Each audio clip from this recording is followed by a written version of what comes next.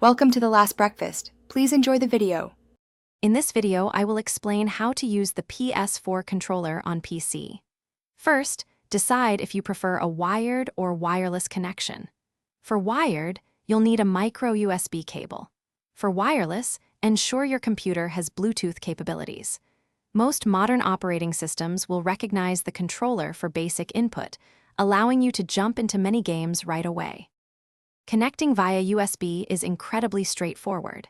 Simply plug a standard micro USB cable into the controller and then into any open USB port on your computer. Your operating system, typically Windows, will usually install the necessary drivers automatically within a few seconds. This provides a reliable, low-latency connection, perfect for ensuring precise control during your gaming sessions. It's a fantastic plug-and-play option. For a wireless experience, you'll use Bluetooth. First, put your controller into pairing mode by holding down the PlayStation button and the share button together for about 3 seconds until the light bar rapidly flashes. Then, on your computer, go to your Bluetooth settings, click Add Device, and select Bluetooth. You should see Wireless Controller appear. Click it to pair.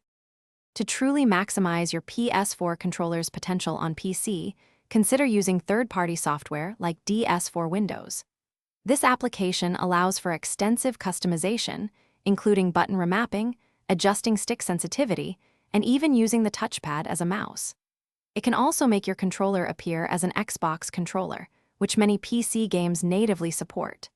Steam also provides excellent integrated support for the DualShock 4. Thanks for watching. If this was helpful, leave a like and consider subscribing. See you next time.